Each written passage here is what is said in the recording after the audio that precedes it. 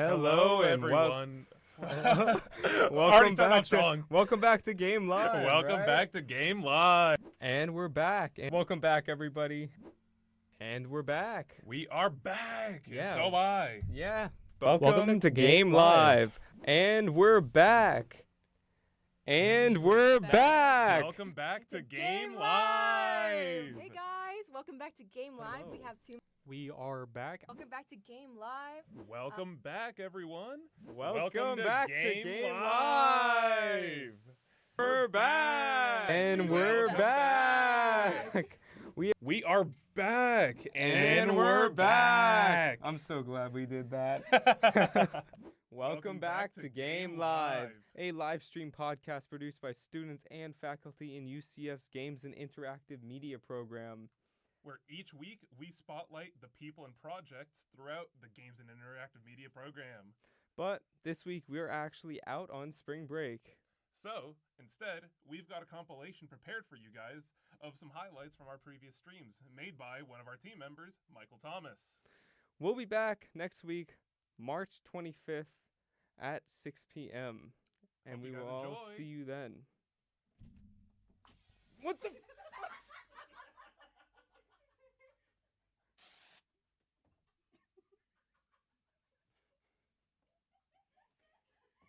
Quite silly, no? Did we do it? I think we did. Did we get that? Yeah. Hello, everybody, and welcome back to GaIM Live. Today, I am joined by the 2026 FIA Game Jam contestants. And would you guys like to introduce yourself? Hi, I'm Tosh Sherman. I am Austin McLaughlin. It is good to be here. Okay, and what do we have here? What's going on? All right, so this is our submission for the FIA 2026 Game Jam. It's called Finding Errorless. In short, simple terms, it is a 2D platformer Okay. where you go from room to room trying to find errorless. Through the way, you'll encounter bugs, monsters. You gotta Here. dash through them. Try to dash through them in order to take them That's out. better. Okay. And is there anything I should know before I get into this? Because I get scared a little bit. Don't worry, man. You'll figure it out along the I'll way. figure it. You'll I'm figure going it in. out. I'm going in blind to this. We got a little bit of a tutorial to help you out there. Yeah. Okay. I like the background art. Who made the background art actually? I believe Timothy Byard made that. He's not here currently, but he did a lot of the background art as well as the cutscenes that you'll see very shortly. Cutscenes And the tiling textures. and the tiling text. Okay. I'm ready. I'm excited. I hope it's not scary. What's this? What do we got going on here? Got some panels there to get you through the story real quickly. Okay. Continue. I'll continue. Okay. Oh, is that a panda? It is a panda. His name is Alpine, and he's wearing a Alpine. fur coat. That is adorable. Oh my gosh. A very adorable panda. Oh, never mind. Alpine's not adorable anymore. Never mind. I'll continue. What's going on here? Did his coat? Oh, I'll see. Oh, You see, this is not a very cute panda. no. It's A not. very, very evil panda. Cutting down anything in his way. Oh, he cut it He down. cut it down, yeah. Oh my gosh. Yep. Okay. Oh, wow. He really did do that. Yep. What's for a particular? Am I gonna find out? You'll find out. I'll find out. Okay. Oh, that poor little bug. That poor And little now bug. the art is fantastic. Yeah. I gotta say it's really very, very cold feeling to it. Was that the intent? Yeah, going into it, we wanted the cute panda to have a bit of a, misleading. Right. No, misleading I detail. was misled immediately. Yep. Okay. I shouldn't make that assumption next time I see a panda. Oh, but he's so cute now. He is very cute. It's so misleading. Okay. All right. Space to jump. Hold down to reach. Oh. Okay. Oh! I can double jump. Yep, you get a double I jump. can double jump. You can double Okay. jump. To jump, hold down to reach greater heights. You can Okay. also wall jump. Yeah, further you hold it, the higher he'll Okay. jump up. Watch out! Running into these enemies can be painful. Please be sure to keep. Oh! He Yeah. got me. He got you. Oh, okay. So you got 2 more hearts. Oh, I died already. That's not good. Okay. I see what you mean. To channel a dash. Yep. Oh! Yeah, there you go. It's 8 okay. directional. You can dash in 8 different directions. Okay. Oh, he's still shooting me. Oh. And I can wall climb. Oh my gosh. Yep. These are really good mechanics. I'm probably gonna get get shot down in a second. If Where you do- dash through an enemy, you'll reset Where do I your go dash. from here? You just keep going forward, man. Keep going straight. Oh, okay. Yep. I really like the mechanics on this. Yeah, thank you. That was the main selling point for this. We wanted it to be a nice, awesome, good feeling 2D platformer. So do I go straight? Just keep going straight? Keep heading left. You can head up if you want. Oh. So the theme of the jam was exploration. So everybody had to create a game themed around some sort of exploring. Okay. Everybody had to create a game themed around some sort of exploration. So we have it that you're exploring this sort of frozen tundra with all of these enemies. It's honestly fantastic. I really like the background art and the mechanics. Who is your? Do I go right? Yep, head right. Oh my gosh. So our background art again was done by Timothy Bird, and then our character art and all of the animations were done by Kaliana Lemire. You were right. This is hard. I'm having a rough time with this. Yep, our judges had a bit of a rough time as well. Oh, did they? Yep. Oh my gosh. I don't blame them. It is a little hard. You got to kind of guide me through it. So double jump here? Yep, and also your dash is 8 directional. So if you hold W, you'll dash up. D, you'll dash down. Oh, And if you dash was through, I supposed to go there? Yep. yeah, if you dash through an enemy, you'll get another dash back. Oh my gosh. So you dash through the enemies in order to keep going. That is. This is difficult. You were right. I Yep. might need some help with this, but I don't know. I'm gonna try my best. You got this, man. I believe in you. You'll get it. Okay. Okay. So go here. Yep. Mm-hmm. I gotta really lock in for this one. And if you dash through those enemies, they're gonna let you. Oh my get gosh. through there. I'm doing this. I'm doing this. You got this, man. I believe in you. This is. Was there a specific? There was a specific theme that you just said, but what was the inspiration behind this one? Did anyone just like want to wake up and say, "Cute panda"? So, for the panda, definitely, we wanted to go for a cutesy theme, like we said. And the panda, Kaliana Lemire, our artist for the panda. This is hard. Am I doing it wrong? You're you- not. if I'm you- not. Oh, and I just died. If you dash through the bugs, you'll get your dash back. So what you want to do is you want to dash through them, get your dash back, and then keep dashing. You're gonna have to take control of this one. I don't know if I'm confident enough that I You got this, man. Take another try. I believe take in you. another try. I think I've taken like 6 or 7. I'm sorry. I'm Yeah, sorry. Yeah. You almost had it. You almost had it. I almost had it. I got distracted. I got lost in it. Lost in thought. Yeah, unfortunately. Let's see. If I die on this one, someone's gonna have to take control. You got it, Tosh? Tosh. No, you're the one that's a lot better. You're gonna have to take control. You're gonna have to show me how it goes. I I can take control. Yeah, here. Yep, there we go. Sly2322 in the chat said, "Don't be a chicken, Colby. You got this." Don't be I a mean, chicken. He might be onto something. He might be onto something. I'll give it one more try. I'll give it one more try for the chat. Let's see. 52 Callie said, "Lock in, Mr. Colby. You got this." I'm sorry. See, I'm they, sorry. They believe in you. They want you to succeed here. They do, and I'm letting them down right now. You got it. No! Okay, that's my fault.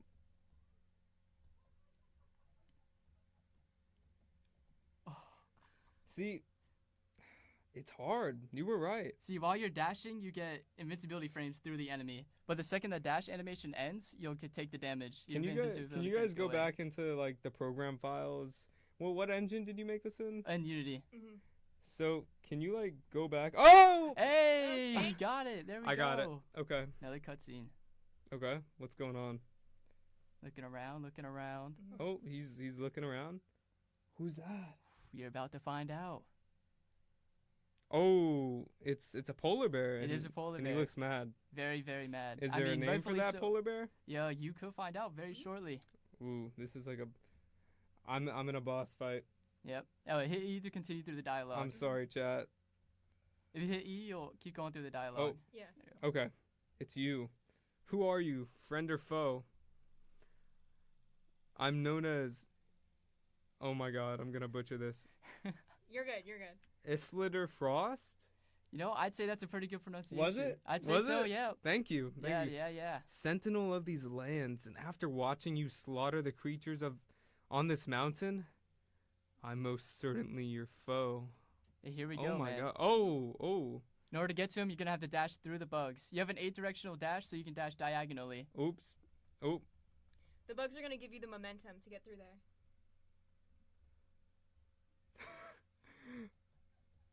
Wait. Okay. Guide me through this. So if you hold, like, for instance, W and here, right here, and do your dash, you'll dash diagonally up towards them. Oh, like that. You see, now it's harder. Now you were right. It got okay. You're gonna have to carry me on this one. I'm so sorry, chat. I don't know. Oh my, you're gonna have to do that. All right, man. Hold on. Let me take over. Show you guys how the pros do it. Ooh. Oh. There we go. All right. All right. Show me how it's done. Yep. Boom. Oh. Boom. There we go. See, the trick is to dash through the bugs in order to get your dash back, and then keep dashing forward. You know, I have to say, honestly, you guys had 48 hours. Yeah, I think. And how big was your team? Us two. 4 people. We had 3 artists, 1 programmer. 1 programmer? Yep. God bless that programmer. No, I'm fine. Austin was our programmer. Really? Yeah, I was the programmer. Yep. Oh my gosh, that was fantastic. Thank you. You did. I was gonna ask, where can we find this game? Do you guys have it published? published? Is it on Steam? So yep, it is published on itch.io. Name right there. Finding errorless. Under the account name Joe Random. I know, very creative account name. Awesome, and I think that we're actually going to put a link to it once we post the recording of this today. So we'll have it linked for anybody watching that wants to find the link as well. But yeah. That's perfect. Yep, I could take all the critiques, all the comments on it. Anything really helps to just improve the game more and more. I will keep working on it more and more. You will keep working on it. I look forward to that. Yep, I have been doing bits and pieces here and there. Like the cutscenes have been updated. Wow. Yep. So I just want to keep working on it. It's a really interesting concept that we made over the weekend. Okay, well, I really enjoyed this despite me not being able to beat the second part of it. I'm sorry, chat.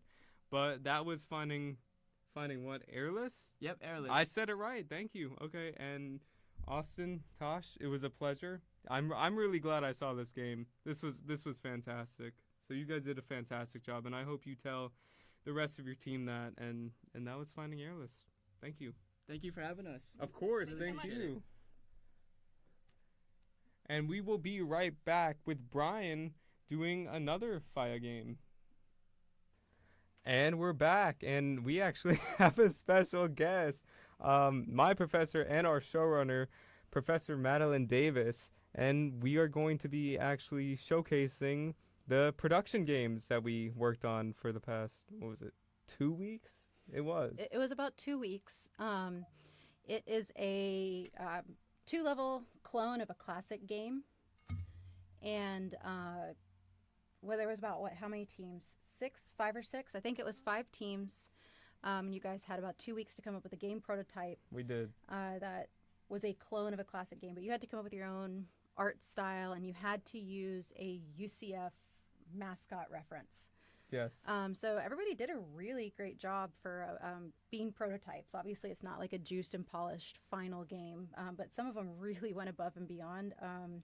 Obviously, I have played all of these before, so it's not like a blind react what you guys were just doing with Bitsy games. Right. But I'm really excited to share and kicking off with your game. And be on the stream, which is very exciting because the viewers get to see another person, and which is our showrunner, and the person that makes the whole stream possible. So it's very exciting. And just to personally go off this, I was a producer for this game, and it was a learning experience, honestly, because I'm used to being a designer and doing that specific task. So having to get organized and put people with this role and make sure everyone's on task is just it's difficult, but it was a great learning experience, which I really enjoyed doing. Yeah, I was really, because I built the teams for this, right. And I asked people, like, hey, if you've not led before and if you're interested in leading, like, this is a really good chance and opportunity, because it was just a quick, 2.5 week project just to kind of say, hey, we like this, we want to try this. And then having some people that are typically leaders try doing something else, but just kind of getting kicked off, because obviously this is a really big class until you get to the capstone that Brian's in. But no, you did a fantastic job leading for your first time, and you're leading again. Yes, I am. I did enjoy it. the documentation is definitely something you have to get used to, and just like the different workflows and making a spreadsheet, or it was a hack and plan this time we decided to go with. Hack and plan. Good yes, it's a good resource, but this is our game, and the team name was Colby's Cheeses, so we came up with that one last minute. Student team names could be a whole podcast on its own. Yes, that would be a good idea for like a short. But yes, this one is Constellation Crusade, and our theme was the Pegasus. That was our mascot that was chosen, and the theme was mythology. And the base game was actually Galaga. Originally, we were going with Space Invaders, but Galaga seemed a little more challenging to code and, showcase. It was just a little cooler with the animations, which our programmer, William Casson, he actually did a fantastic job, which we'll see in a second. Did you want to play, or did you want me to play? You know what? You entertained us enough trying to get you to fail the game in the middle of the class to be able to show the different screens. I was trying to fail so hard on that. You were trying to fail it so and hard. I just could not fail.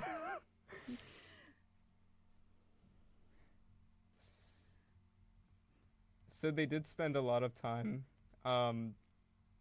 We spent a lot of time with the art on this, and really just deciding what enemies to create that would really fit with the theme. And we decided upon like harpies and I keep forgetting the name for the other one. But different mythological. The different birds. mythological ones to fit with the theme. Yes. Yeah. Michael, quick question. What's the name for the sylphs, right? They were called sylphs. Yes. So as we can see, I'm not focused enough. They were called sylphs, and we spent a lot of time with the art people creating them, and I'm going to lose. I need to focus. It's funny that you're going to lose now, and you couldn't lose right? in front of the class. No, but it is worth noting that each team member was required to create an art asset, so you can kind of see the constellations in the background that does represent an Easter egg. I was just going to mention that. Yeah. We all decided, since it was a space theme, that we would make constellations for our personal art asset, which was really fun, and all of the personalities of just everyone could be seen. And the background design was made by one of our broadcast engineers, Michael Thomas, and we can see all the planets and the stars moving, which I think is really cool. That's my favorite part of the game. I'm going to lose if I don't get that shield. Wasn't there something about the lose screen? The lose screen? Yeah, the game over, you lost. Because why were we trying to get you to fail it in class? Yeah, and I just couldn't. Wow, I really do not want to fail this. That would be so embarrassing to fail my own game on stream. Oh. Well, no, the thing about being a professor in this program is actually having to be good enough at these games that you can see, get to the second level. And just know, about all, because you have to know. Oh, I won. You won. I won! Thank you. That would be so embarrassing if I failed that. Well, that's why I didn't want to play it on the stream. Oh, really? No. I think I lost this game the first time that I played Yes, it. I think I was watching you fail it. And yeah. Because I actually, before this, had very limited knowledge on Galaga. But researching, because that was my favorite part, just researching, doing a part of being the producer on this project, you had to do a game analysis. And just going through all the retro mock-ups, because I got to see pre-production for this game and what it looked like before it was assembled, just out of curiosity. So that was really fun. It was a great intro to. Yeah, was this your first game other than Bitsy? Your first. Actual produced full product. It was. How do you feel about it? At the end, I know it's a prototype, so sometimes it's still a little rough around the edges and can be polished more. But how do you feel coming out of I guess your first bigger project like this with the team? I feel more confident in the skills that I have, and despite me, being the producer, I still wanted to be hands-on. And even as being a producer now, I want to make it my goal to sit down with every single member on my team, every artist that's working in Maya or the sound designer, and I want to learn how they do everything, because I want to be. I don't just want to have my egg in one basket.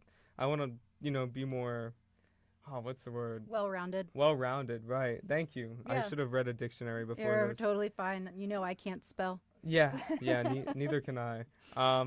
I want to be more well-rounded, and I think being a producer does let you get that opportunity. And just being on a team overall and working with people, it forces you to communicate, and I definitely think it also prepares you for workshop, especially definitely. this whole team concept. And industry, right? Because game design is a team effort. You know, it takes an army, or it takes a village. What do they usually say when you're having to raise? It takes a village. It takes a village, for sure.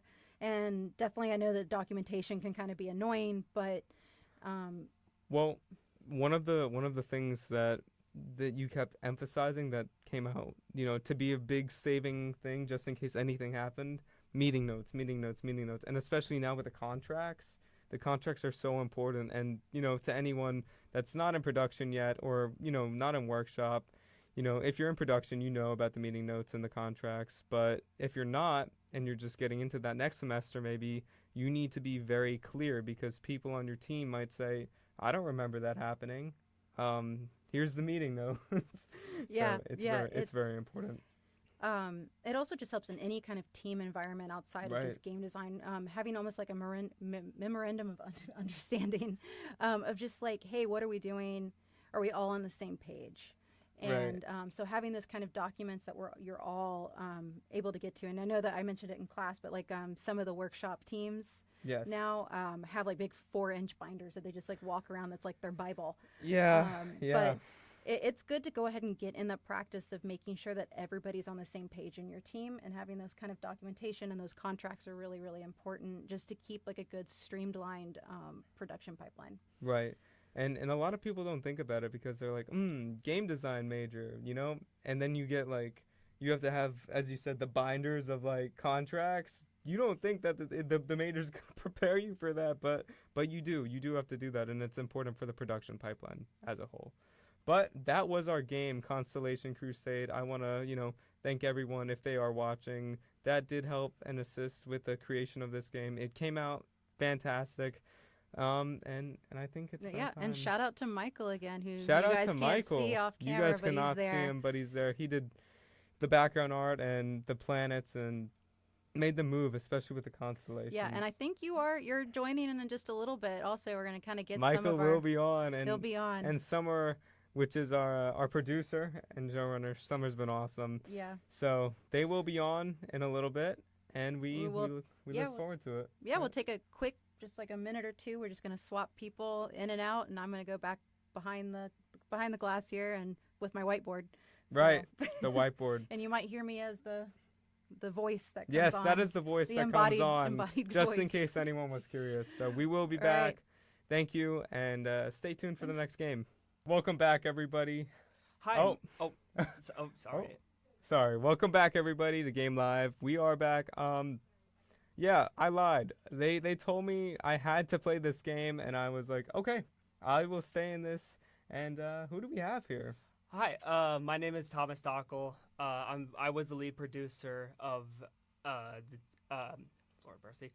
of this project, Minotaur Tower, which is a remake of the original Donkey Kong. Myself and my team, the Devious Ape. The Devious Ape? The Devious Ape. Is that in reference to Donkey Kong? Originally, as we were coming up with the team name, I just kind of like, I kind of fell in love with the Devious 8 because there was 8 of us, but at the time we were missing one of our teammates. That's clever. That is clever. And so, and then the Donkey Kong reference came in, and they were like, "Let's do the Devious Ape." And so I was like, "I love it. It's a great idea." And so we just kind of ran with it. Right. And one of our moderator, who you guys might see in the chat, Greg. He was actually a part of this, and he designed the UI, right? Yeah. So he worked with another teammate, Logan. Logan did the art assets for the title screen, the game over, and the win screen. And Greg was the one who built the functionality to make the buttons work. Right. Well, Greg, you are watching, and we do know that. So, and the buttons do look fantastic, I must say. You know, couldn't have done it without my art team. And you honestly. were the producer, so I was the producer. Really quickly, how did that feel?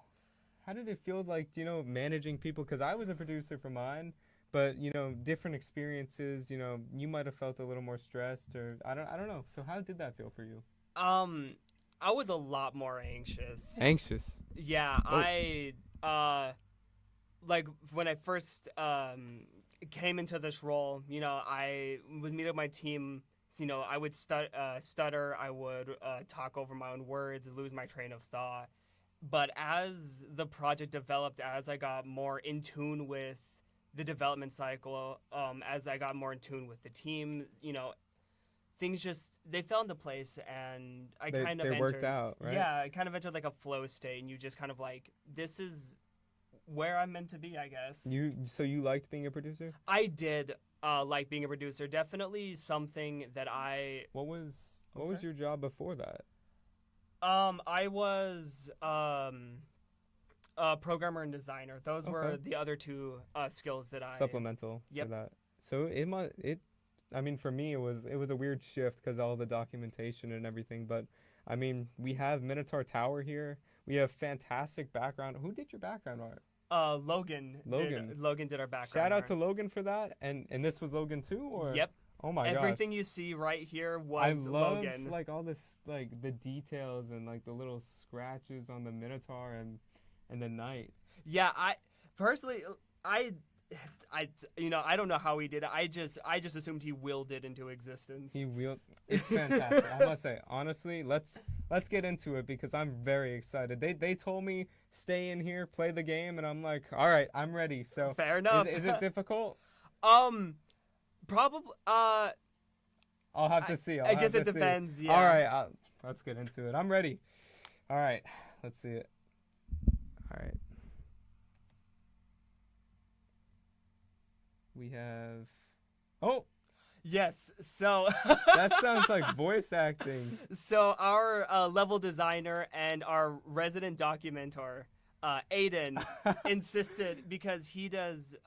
He does voice acting. He does voice acting. Oh on the my side. god, this and is fantastic. So he was like. It's so goofy. Oh, I died. So he was like, yeah, you know, I can throw up some voice lines. And we're like, you know, if you can get them, that would be great. But if you can't, not the end of the world. And, you know, he sent them over to us, and it really just embodies that, like, 80s nostalgia. It does. That it reminds me of, like, an old 80s retro game, in a way, that I'm probably going to lose if I don't lock in. Yeah, when we were showing these off to, you know, during class, you know, it was me, Aiden, and then our other programmer, David, came up, and he tried to play, and, you know, for some reason, it was just a lot harder than what any of us had imagined it to be. It seems very well made, and I love the animations that you guys have. I'm going to die, aren't I? Animations were done by... game over. I have to get this. By Angelina, and all the other art assets you see. Who did the background? Was that... Abigail did the background. Medea did the mock-up for the background for the tiling, the ladders, and Abigail finalized those concepts and did the borders on the side because we wanted to. No, I was so close. We wanted to. Not like relive, but we wanted to recreate the borders that you see on arcade machines, and we all thought that was just such a fantastic idea. Oh. Oops. We are having technical difficulties, it seems. Oh, and we're back. There you go. I must have clicked a key. Let's see. Well. Giga technical difficulties? Oh, we're back. We're back. Ooh. I must have been that bad at the game that it was just like, no, do not play this again. You know, this game. I have to beat it in like the next couple minutes, huh? I think so. Can you beat it? Maybe. Oh, you don't sound so sure on that. When I did my testing, oh my gosh. This is difficult. I don't think I am gonna beat it. Before anything else, David, the other programmer, absolutely a great programmer as well. He helped me script a lot of. If I don't, they're gonna yell at me in the chat. Last week they yelled at me in the chat. And they're like, "No, don't give up, don't give up." Guys, I don't know. David for his art asset, he did all the torches you see in the background, and they're very detailed, very detailed. And I did the derpy little crown above the Minotaur. And so for our theming, we aligning with the theme that it had to be UCF themed in sorts. We wanted to. I see the knight. Oh, they're gonna start yelling at me, and I'm gonna be. Guys, please. Yeah, for some reason this game is a lot harder than any of us had it intended. Difficult. When we had to show this for class, it was we couldn't even get past the first level either. Wow, yeah.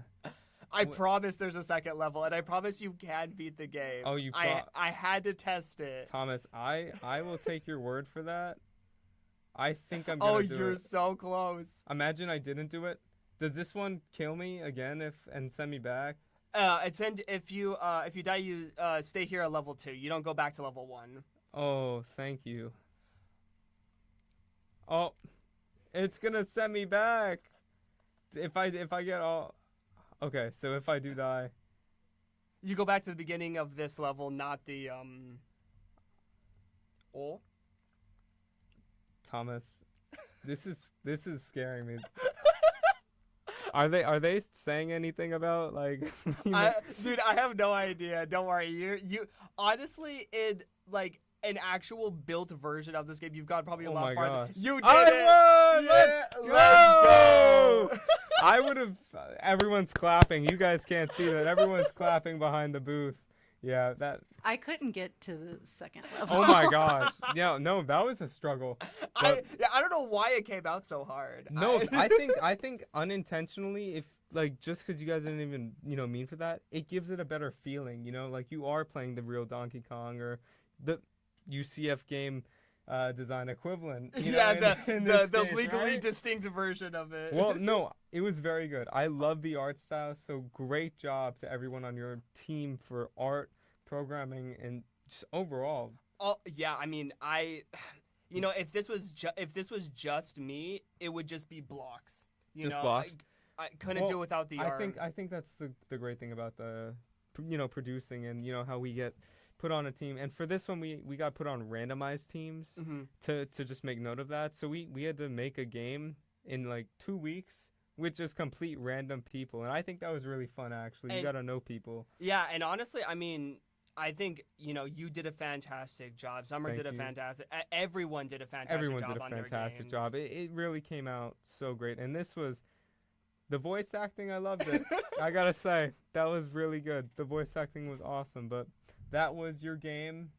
Minotaur Tower. Minotaur Tower. Thank you, Thomas, for coming in and giving us the time to speak and just letting us play this masterpiece. No worries. We do appreciate that. And we will be back. I probably won't be back for another time, but you will see Brian with a few other surprises. Oh. We actually have a big surprise next go round.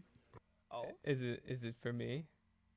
Oh, you'll be taking a break. I'll be taking a break. You guys heard it here. We will be back in a couple, so stay tuned. Thank you. Bye. Thank you for having me. Of it was course. A pleasure. Thank you. Thank you. I'm joined by the team of Super Citronaut. Hello. So why don't we start off with introductions first. You are... My name is Abiola. And your role on this production was? Prop artist. Prop artist. And you are? I'm Patty, and I was also a prop artist. And you are? I'm Antoine. I was the producer. The producer. So we have... How big was your team? We had a team of 6. 6. So we have about half of the team joining us to showcase their game, Super Citronaut. And, well, you can start, obviously, with the gameplay. Let's get the viewers to see what the game's all about. And do you want to talk about the process of some of these assets and which ones you created and which ones you created? You guys can decide who goes first. I'll go first. I guess I started talking. I've made the ground textures for that little stone bit right there. Ooh. It's right in the background. And then Patty made the background for this one. Could we lower that music a little bit? Thank you. Patty made the background. The background. Yeah. And the dirt textures. And the dirt textures. And then the other artist made the blocks. The block. The juice box and the enemies. The enemies. And the coins. The character was? also by One of the other artists. Yeah. So I really. the other two have the enemies and the like. And what about the sound? Oh, you're smiling. All right. You made the sound. The sound, I have to say, is phenomenal. I really like the sound. Like immediately when the game loads up and when you hear the gameplay. Oh, and I noticed we're going right into space. We're in space now. I noticed. We're in space now. Here, come closer to the mic so everyone can hear you. Hello. You're a little quiet. Yeah, we're in space now. I made the background for that. You for the did. space and the ground for this one. So to recap on this, you made the Middekin Hall background. I did. So, for those that don't know, this production game was all about making a game UCF themed, and my mic's a little quiet.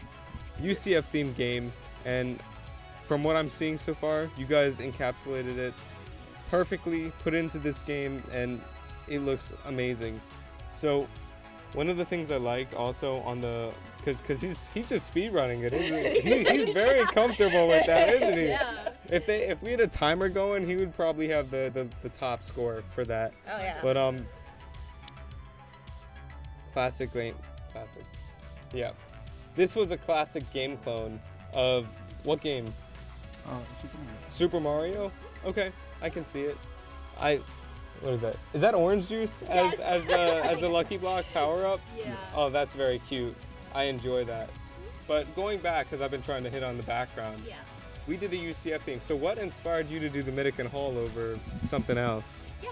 So we wanted to do something that was kind of UCF themed. She's In got it. the- She's got Yeah. it. A little You can pull the closer. mic closer Oh. to you. You can pull the mic closer. Yeah. So we wanted to do something UCF themed, and we wanted kind of like the quintessential UCF hallmark. So we chose the reflection ponds. The reflection pond, Yeah, Middekin and Hall. we had decided to use Citronaut as our Right. UCF I was gonna mascot. ask, Mhm. why Citronaut?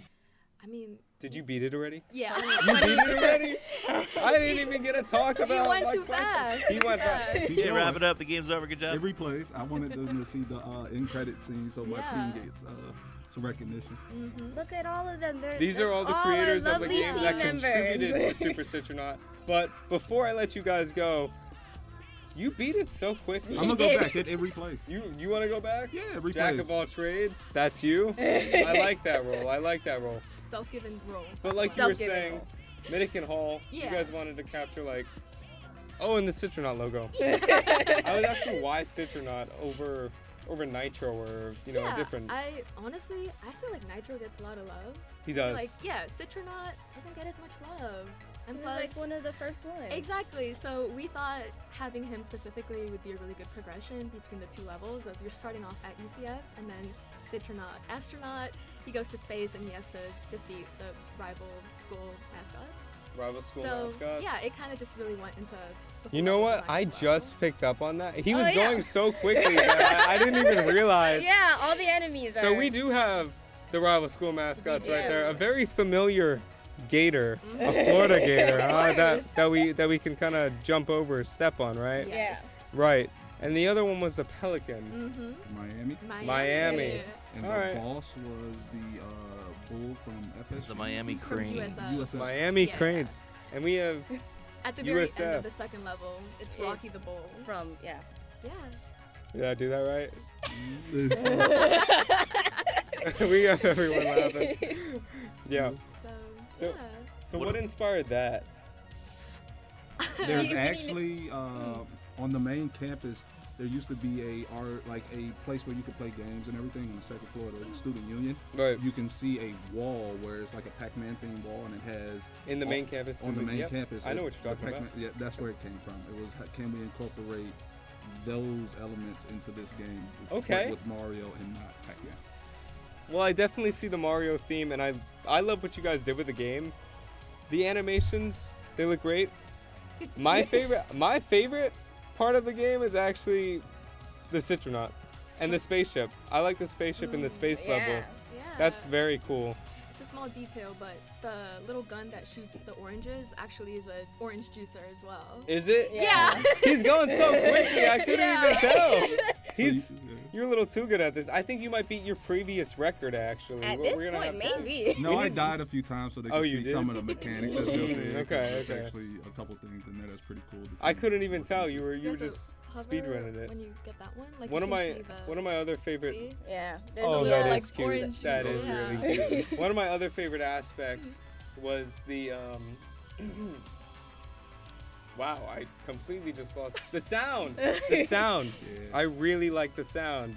So what was the thought process behind that? Because I know you're busy speedrunning the game, but I just grabbed some sounds that I thought was that made sense for the theme that we were going for and the levels, because we wanted the space level and then the school level, so they just went together. it's a very perfectly. upbeat vibe, Yeah. and I really like it. Yeah. Was there? It was just you wanted to capture the different level. Okay. Wanted to catch them differently. The theme song at the end is actually a Miami thing. Is it? Yeah. Is there a reason for that? I'm from Florida. Okay. I'm from All right. WPA. Represent. All right. So I So wanted that to, is so why. Florida so there's all kinds of Florida representation. That's why we represented all, we're UCF, but we represented all the other That is schools true. Yeah. at the same time. I think, and speaking on that Florida Comedy Game Jam that we are having, it's all the schools are coming together. I'm sure you guys were watching when we said that. So I think it's important that we have some friendly banter, even incorporating them in our games like this. It kind of just shows them, we're friendly, but we're good at what we do. Yeah. Exactly. Especially speedrunning this game. But He is. I played it a lot. you He played it a is lot. Moving. Is that why he's the jack of all trades? Yes. Yes. Oh my god. I did a little bit of everything. He on really it, did. so He carried. Wow. Antoine carried. I just And the made it. entire process of the I see Rocky the Bull. Rocky the Bull. There Rocky he is. the Bull. Yeah. Can we defeat him? Mhm. And then as the boss, we did kind of make it a little bit more difficult. So You did. as opposed to just the one orange, he does need a couple hits to go down. He does Yeah. need. Mm-hmm. And then he goes back on his super. Oh. And that was Super Super Citronaut. Citronaut. Yeah. And then here's a list of what everybody did. So Yeah. the character, Artist animation is Matthew Beal. He handled our main character, Citronaut. Matthew, you did a great Yeah, job. our vitamin prop artist. That's me. You did a Patty. great job, Yep, Patty. she did a lot of the props in the first level, all of that. Abiola. Also, Fantastic environmental job. artist that took care of the second level. I Tristan, did. Tristan. real good level designer. He built out all the levels. He designed everything and all of that. Character artist Shreya, she took care of all of the other enemies, and then I filled in the gaps where my team was missing. Wow. Overall, I really enjoyed Super Citronaut. Thank you to, half of the team of Super Citronaut, the producer, artist. I really appreciate you guys coming in and showcasing the game. It was very fun. You speedran that so quickly. I have to keep reiterating that just because, you can tell he played the game over 100 times. It's impressive. Yeah. Something like that. It is. But thank you all for coming, and we will be back. We're going to take a quick break, and I'll see you in a little bit. And we're back! with our special guest, Erica, over here. Welcome, Erica. Yeah. Thank you. Good to be So, here. yeah, it's good to have you here. It's good to have another perspective. Yes. Speaking of that, why don't you introduce yourself to the stream before we get into any of our questions? Of course, of course. Hello, so my name is Erica Winfrey. I am currently a lead technical artist at a small studio called Theory Studios. I've been there for a little over 2.5 years, and I graduated from the UCF Digital Media Masters program, slightly different from VIA, about 3 years ago. Not quite 3 years ago yet, so I've been there most of the time since I've graduated. Before that, when I was in my master's, I did do an internship at Universal Creative, doing some previs stuff, so that's kind of what I'm all about. I am a technical artist by trade, but that can mean a lot of things. I do a lot of stuff with materials, VFX, some basic blueprinting, and of course, game design stuff. Awesome. Wow, that is awesome, because we're both designers. Yeah, so I was and to gonna have say, an artist. and we are in the same program, so I mean, that's pretty big. Before we get into some of the details of your work, you want to tell us a bit about how the master's program went, and kind of what the differences and similarities are between the undergraduate program here. Some of the postgraduate experience. How is it? Yeah, of course. So when I was finishing my undergrad, it was the COVID times, as everybody knows. Ah, okay. Oh, that's kind of Yeah, interesting. that must have been difficult. Yeah, it was great. We didn't That's have a big one way to graduation. describe it. It wasn't that bad. It was But I was finishing undergrad, and things were kind of on the upswing actually for hiring because everybody was staying at home. But at the same time, I was like stressed about finding a job, and at the time I applied to do some post-grad stuff at UCF. I applied for FIA and I applied for the Digital Media Masters. And Digital Media Masters at UCF is much more, I guess, independent focused and research focused. And they said, hey, if you could do some graduate teaching assistant stuff where you'd be teaching classes as you're going through your master's program, we could get you a stipend going. And so I would be making enough money to get myself through postgrad college, and I wanted to learn more and work on my own projects, so it kind of was perfect. And I actually really enjoyed teaching when I got to do it. You did? Yeah. Do you consider sometimes, like, maybe later on, obviously, now you're working for a studio, but ever just, going with that? I do sometimes consider trying to go back into teaching because I really enjoy teaching, particularly college students. Yeah. My friend Christina is actually a professor here at UCF now, so hello, Christina. You're doing great. She's I waving see you over there. Yeah, she's on the other side. Yeah. Yep. Yeah, so she's the one who told me you guys were doing this, and she's like, hey, you want to come on? I'll be like, that would be great. I love to come back to alma mater and see what everybody's up to. I'm so glad this space is getting used. It was not so much, especially in the COVID times when nobody was on campus anyway. That would make sense. Yeah. But, which is crazy because, again, this equipment here is wonderful and, fully covered by tuition. So use it up, right? Gotta use it up. Yes. Gotta give the UCF plug. Use the makerspace, please. Yes, it's so good. It's a great resource to have. But why don't we jump into some questions? Because I do have a question. You were an intern for the Universal Creative, right? Yes, I was. What was it like doing the pre-visionary work for them? It was great. It was probably the best experience I could have asked for an internship. Yeah. So my mentor while I was there, his name's Greg Galliani. Big shout out to Greg. He was so great. He worked from home a lot, so a lot of times we'd be called in the morning, and we'd sit, and he's like, all right, here's your work for the day. And he really trusted me to do things, and he's like, here's like a shot list. So I would have like an area that had already been kind of blocked out digitally, and I could go in and do some flyovers, or we'd do specific camera tracks to kind of show off what the area could be. And a lot of those flyovers are actually available on Universal's YouTube channel, so if anybody wants to go check them out, they can. The stuff I did work for was the Darkmoor area for Epic Universe, so if you want specifically look at that. But the Universal internship program, I'm going to hype them up a lot because they have like a big emphasis on like growing people into like the roles of themed entertainment, which I came to love while I was there. Yeah. So I got to actually work on stuff that was going to be in parks. Or another thing I got to work on was some VFX for Minion Blast, which was a ride that was opened up. It was very kind of last minute. So cool. Yeah. So that's one of my little claims to fame, I guess, like that I can actually go and see something I worked on that's in the park. And they often had things to show you backstage stuff as an intern because they're like, look, this is how this Behind works. the scenes. Oh, yes. Okay. So they had like a whole appreciation week, and you could get like little trinkets and of course all the fun merch and whatnot. That's good. But they also had like a behind the scenes of Halloween Horror Nights where you could kind of go see that. That was by a raffle thing, so I didn't actually get to go it. And during my time, I think it was more behind the scene Mardi Gras was the big thing they were offering. Because Universal has this big Mardi Gras. And with the parades and all that. So all sorts of good stuff. I highly recommend their internship program. But of course, it is very competitive, and it's not super into the game side. It is much more themed entertainment. So it there's makes like you a more well-rounded, though, right? Yeah. It must feel so good to see, like, if you go in the park and like play the Minion Blast, right? Yes. It must feel so good to see your work on display, right? So good. It was the best feeling because like I'm just graduating and I can go see this thing I got to work on, and that's not the case for a lot of people getting games, right? Even if you do land like the perfect spot, right? Right. You're working on something for years to come, and then sometimes you can't even talk about it until you're like 3 jobs over on your next thing. Right. So big plus on that. Right. You know what? On the topic of your work, what sort of softwares did you use in order to do it? You know, your blenders, your Mayas. That's a good question, Brian. Yes. So I am, the biggest thing I do is completely Unreal. I am working in Material Shader Graph, VFX Niagara. Wow. Do some blueprinting. So 90% of the time I am in Unreal doing Unreal-based stuff.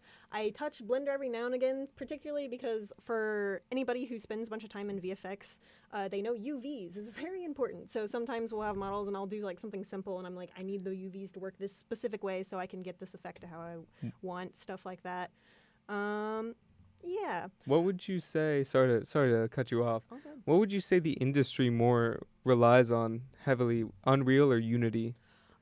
From my experience, it's been trending towards Unreal quite heavily. There's a few places where we've gotten to do client work that we knew used to be Unity places, but we're now Unreal. But that's also kind of confirmation bias because I've spent my time learning Unreal, and any company who's coming to us as a client knows that Unreal is typically. It's good to use both, but Unreal, we're kind of headed in that direction. You think? I'm getting a feel for that, but a couple years ago there was that big kind of controversy for like the indie space of how Unity was changing its pricing models, and I know a bunch of people changed over then. I don't think it was as big of a push to change things as maybe we thought it would be at the time, because I still know a few people who are using Unity bread and butter and like that's what they're doing for work. But I do know that was kind of a touch point where more people started trying other software at least. Yeah. I don't think Game Maker probably would have become as big as it is right now, because it has become really big if it wasn't for that a while back. It's good to diversify the portfolio, but I have one more question. What did you learn from your mentor doing your internship that you still use today? Is there anything? Yeah, so Greg was great. I think the best thing I could take from probably wasn't even specifically a skill. Yeah. It was kind of like, do everything you can in life as long as you have the energy and manpower to do it. Because like a lot of the backstage stuff is like you have to go sign up to go do it, right? And he's like, I don't care if you're missing work. Like you won't get to try to experience this any other time. So go do those experiences because it's the people you'll meet through that. And it's like the little things you'll pick up on. Like I am like all about themed entertainment now. I want to do stuff for the parks, and obviously. Oh, so you want to keep doing the stuff for the parks? I love it. I'm not.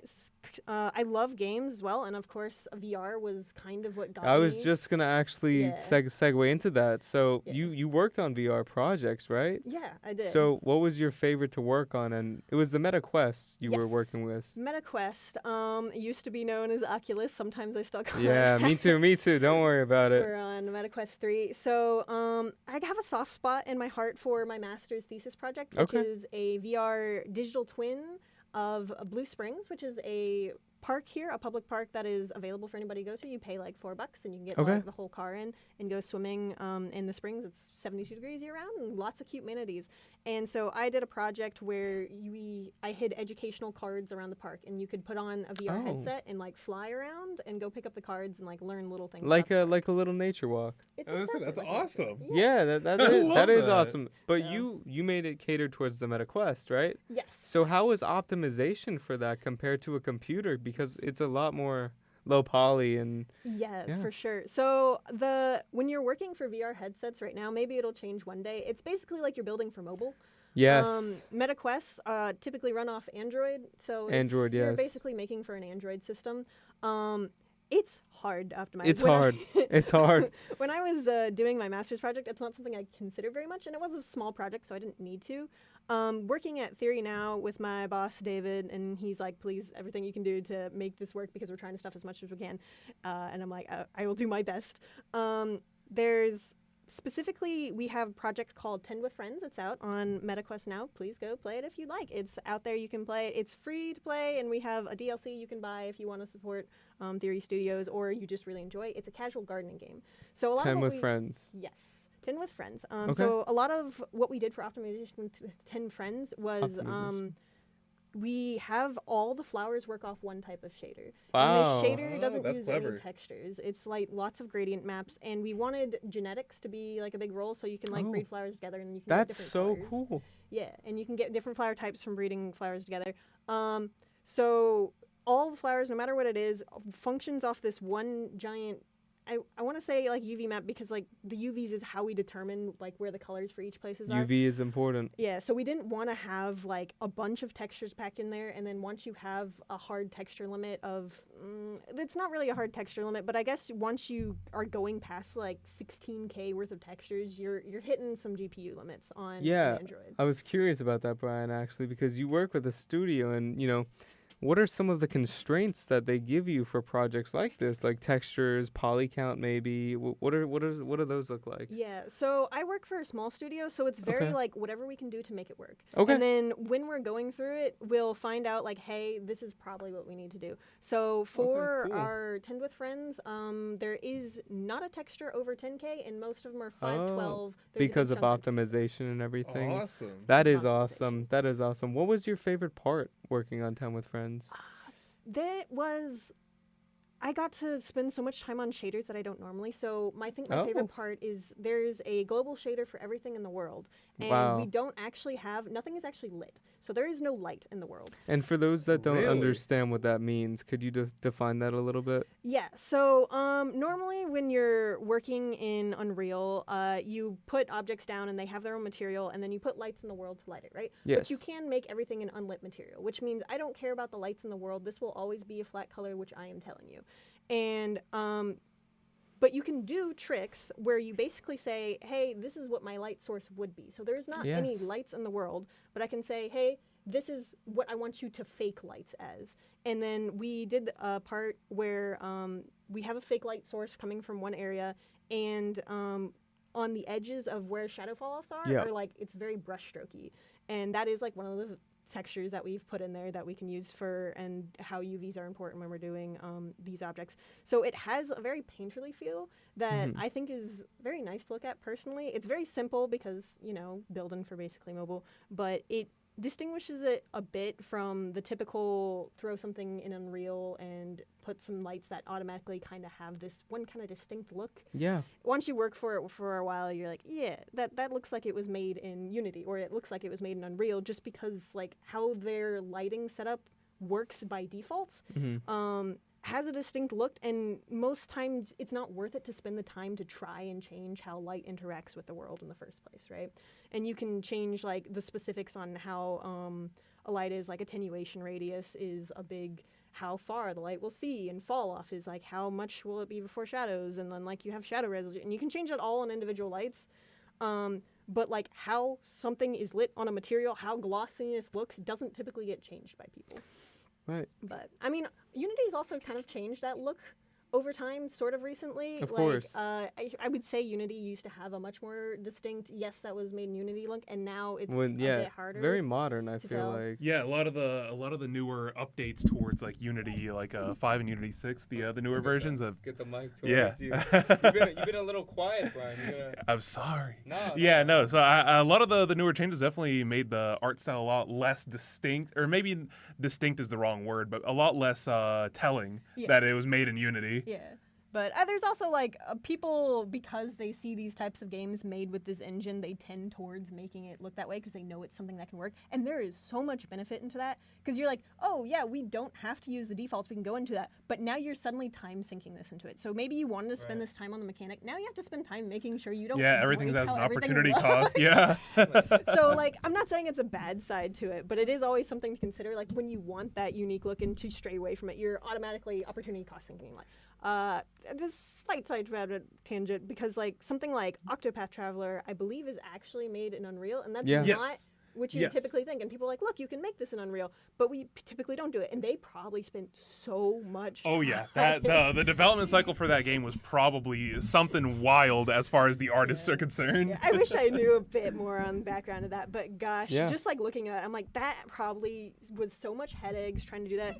I could go into specifics, but like gorgeous too. Cameras. The mic just decides Mike just doesn't like me. It didn't like me either. Well, it was covering my face, and then I was like, oh wait, they can't see me. But yeah, they're all laughing at me. But a part of your job, and you got into the studio after you graduated, right? Yes, I did. So a very big part of your job, wow, is networking, right? So you went to ITSEC IAPA and GDC, but outside of that, what was important in the whole networking field that you can tell us as, you know, students getting out of the undergrad program and trying to get into the field? Yeah. What's the biggest thing that you'll give us for advice? So that's kind of hard because you actually genuinely don't know like what you will go to that will make the difference. How I got my job, if David, if you're watching this, hi. Hi, David. I'm not gonna throw you under the bus. It's a funny story, and I think he agrees it's a funny story. Okay. So I had, when I was doing my master's Yes. at UCF, I had a professor called Miss Harrington. She's very lovely, was great, and she was the one who was like watching over my Blue Springs project. And she's like, hey, there's this guy in Orlando that does cool things in Unreal. I think you should just like chat with him. Right. Yeah. Is that related? Because there's the Unreal chapter, right? Yes. That's related? No, it is not quite related. Oh, it might okay. be how she met him, but I don't know. But I sent him an email, and he's like, oh, yeah, we can chat. And we just chatted one time. And then later I saw he did a post for a Niagara position. Yeah, essentially take Yeah. every opportunity available. Yeah. Looking good. But Yeah. one thing from the Unreal chapter, I would say, is that they have like a lot of game jams and a lot of chances to meet people. They have a Yes. Discord that's pretty active. I Oh. would encourage joining it if you like working on Unreal. We have an Unreal chapter, for those that don't know, Unreal chapter here in Orlando. Yes, in Orlando. Yes, just to make it aware to the chat that those. Yes. Okay. So I would highly recommend joining the Unreal chapter in Orlando because they do a lot of things. Yeah. But one of the things I got to do with the Unreal chapter was they had, oh my gosh, I can't remember, virtual production studio. You know those things like Yes. Mandalorian? Yes. There's I actually love one Mandalorian. Here, yeah, there's one here in Orlando called The View, I believe. The View. And there's been a couple times where the chapters hold meetings there, or Cool. like they've done a tour of the place, and you get to see like how the virtual production's all set up, and that's actually run in Unreal. So there you Wow. go. Really? That is awesome. Yes. Wow. A lot of virtual production from I hear typically use Unreal because there's a lot of stuff you can do with Vive trackers, which is very similar to VR and how you track things in VR, and that determines like where the camera is virtual space. So We're gonna, cause I'm not sure how much time, but we do have more questions. I have more questions. You have, I want to give you some spotlight, Brian. I was gonna say I the can I'm- lightning let- round them if let you me- want. let me move we the can do mic. question, 2-sentence answer if you want. We can rapid fire. If you want. I was gonna say that you've been asking a lot of good questions, so I'm perfectly content to just sit here and listen. I was gonna say, I but I guess one question I do. Let me tell you a question that. Well, you can ask. Yeah, I was gonna say I do got a question. If you're gonna put me on the spot, Give me one. I was gonna say, how often would you say that optimization is kind of a concern as far as visual effects are done? Because I know that lighting, especially how it can be done, can be expensive. Particle effects, like you mentioned earlier, shaders, all that. Optimization, you try to consider it very bare bones at the beginning, but it doesn't matter until it matters. Until you are trying to package a build and suddenly you're running at 28 FPS. Then it matters. Doesn't matter until it matters. Exactly. So you'd say it's probably on the lower priority of things, but like it's It one of the maybe first should things that's cut. Yes, it maybe shouldn't be, but it would be something you should only consider at a base. Like you shouldn't do things you know are unoptimized. Yeah. Like don't use 8K textures for stuff, right? Probably So a good call. You shouldn't do that at base, right? But besides that, most people probably won't consider it until like it's becoming a problem for the project. And maybe it's good to be proactive, but when you're on a scrappier studio, I would say consider it later. So one of my questions is, and I was gonna give you this one. I was just gonna like whisper it to you. Nah, you just want to hear me say. Yeah. What's one skill that you weren't good at, but took you the longest? Maybe you mastered it. Like, what's one skill that took you the longest to master? Honestly, probably optimization, because Unreal Timing in Optimization. Science is like the core for people wanting to do optimization, and that is a giant mess of a graph that is very hard to look at. Absolutely. And I still would not say I'm super proficient at it. And then the secondary thing is just knowing where random checkboxes are to fix things in Unreal, because there's always a checkbox for it. And you just have to know where to find it. There's so many parameters, so many There really- properties, there so many really things that you is. could just There's edit so- and tweak. There's so many small details in engines, Brian, that we will never know. None of us will, but Yeah. And there's like sections and sections. unless and we sections. become an engine developer, but that's Even then, you probably won't know. Yeah, even I know then, a couple engine developers. Really? Yeah, I know. That must be cool. There's one. She's a wizard. Megan's her name. And Shout out Megan. Shout out Megan. Maybe I'll poke you and be like, hey, I talked about you in the podcast. Go watch it. But she is very much on the engine side development for shaders. That's and cool. whatnot. That's and really she's done cool. like custom stuff for custom engine builds. Right. And I don't know what she's doing. She's a wizard most of the time, but like she has even come up to me and been like, yep, I know my shaders part of this corner of this, but like there's so much other stuff going on. Yeah. Unreal has some crazy selection of tools. It's almost unreal. I see what you did there. Give me one. Good one. I guess to wrap things up. Whoa, you got one more? I'm not done. Well, you're only giving me one more? Hey, you could go for two. I will ask probably the deepest question, know, any of us has.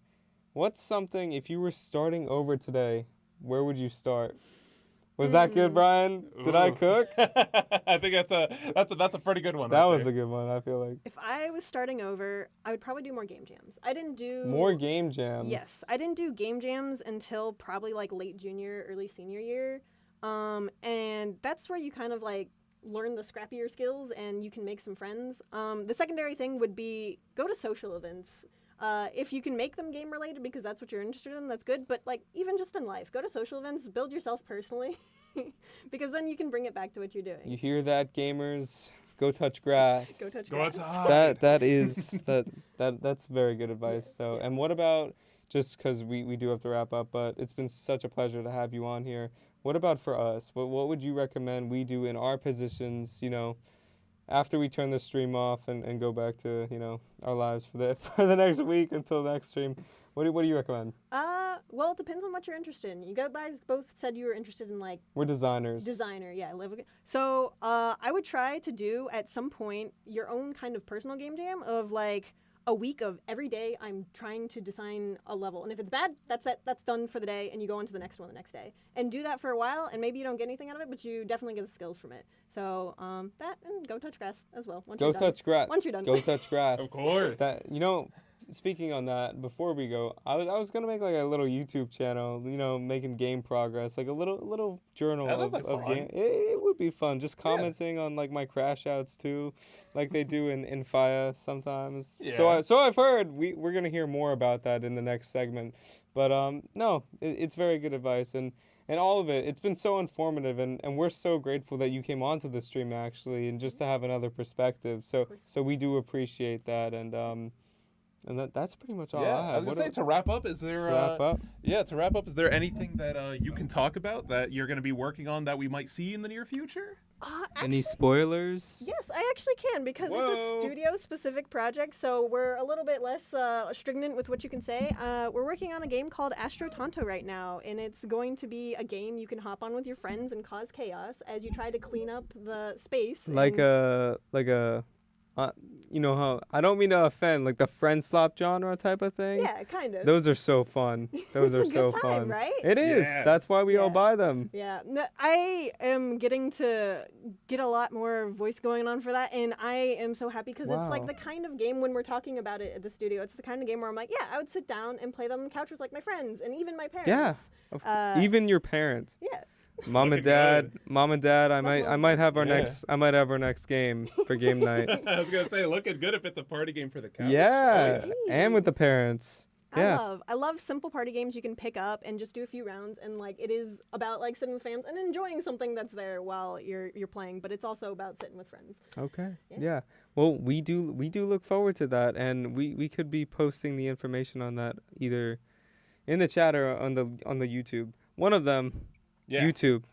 We will be posting all the links. Every link we'll post every link. We promise. But that is unfortunately all the time we have. It's been such a pleasure to have you on. Thank you for coming, and thank you for sharing your perspective and experiences. Thank you for having me. Yeah, of course. Glad I could come back. And we are about to segment into our next. What do we? Next up is our Fire team. Our Fire team, is that Regretable? Yep. Regretable is up next. We will see you in a few minutes. Thanks for coming on. Bye. Thank you. We are back, and here we got two of the people who worked on Rockstars, which is going to be the game that we're about to showcase right here, right now.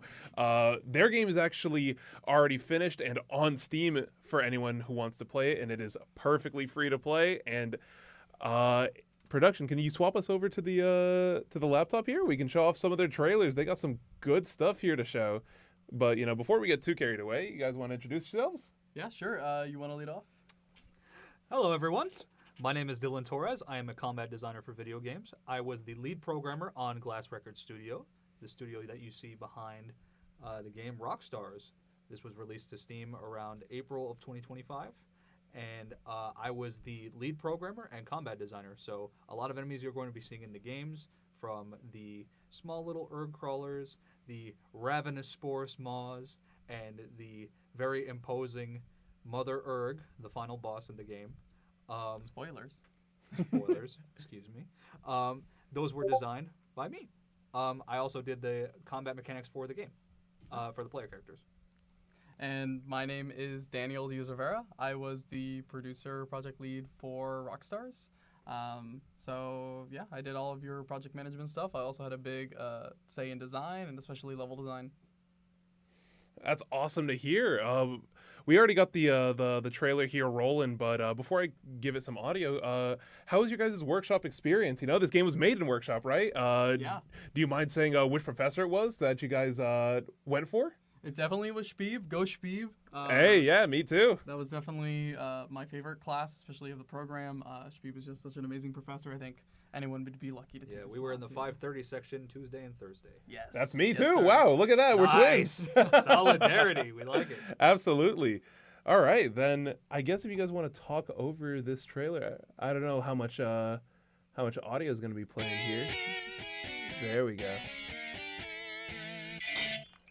Oh, that's cool. Yeah, you like the intro? Yeah, that's awesome. The sound effect too for the shatter.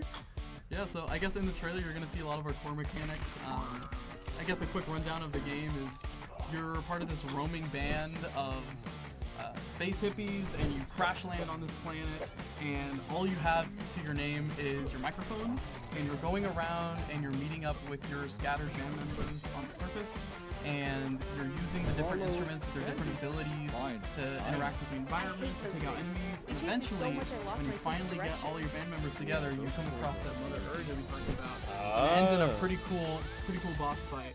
We got cutscenes, and there's a lot of stuff we're excited about. Oh, that was cool. I just saw the slide. Yeah. That looked awesome. There's voice acting too. I was the voice actor for Tiny, a character you may have seen in the trailer briefly. Oh, and that's the Mother Erg right there. Ooh.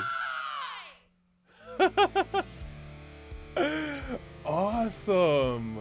Looks cool. You want me to replay that, or do you guys got another video here? Well, the next video that we got up there is the cutscene, but really, I think we're good to just jump in the game. Gotcha. Okay. Yeah, I was gonna say, we actually, since the game is nice and finished, we do have it pulled download up it on here. Steam for free. Yeah, please do. Make sure to get this game as many downloads as possible. I got a controller here. Okay, I'm just gonna go through the menu here just to showcase your guys' art and everything, because it looks incredible just off the rip. So we do have the Rockstars Steam link in the chat. Go check it out. Ooh, okay. Look at that. Ooh, okay. Yeah, even the I love the stylization here on the menus. Yeah, we wanted everything to feel like you were flipping through the backs of cassettes and then throwing them into the menu, and we wanted it all to feel very vintage. We're going for that like 70s, 60s art style. So. Looks awesome. I think you guys succeeded. Hey, there we go. The full credits. Yeah, make sure to follow these guys. Yeah. Again, all their links will be in the description. I guess we'll start a new game here. Let this cutscene play out. Yeah.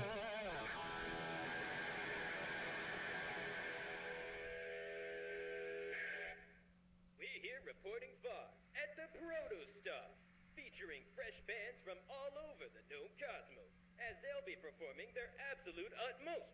Who the heck wrote this? If you really want your T-O. Get this stupid thing to work. Something cool about this cutscene is this was all done mocap with the space that we have here. Really? Yeah. Awesome. Ergo system recognized. Activating galactic jump. Son of a...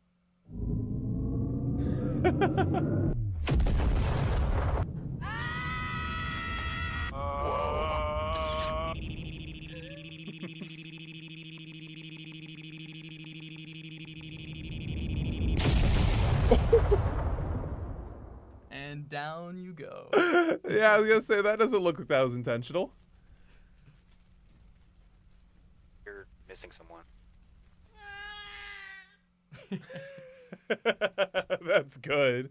Didn't really want to talk too much over that, but taking the shot Yeah. for that was pretty cool. We actually recreated the entire set of the ship My head. with like the chairs. I need that to we get have out of here in and the see if everyone's makerspace, and then okay. I would go ahead and I would act out every single character one by one. Really? And then our animators took that and they put it all together in the scene, and it ended up coming out pretty well. So. Wow, that is awesome. Okay.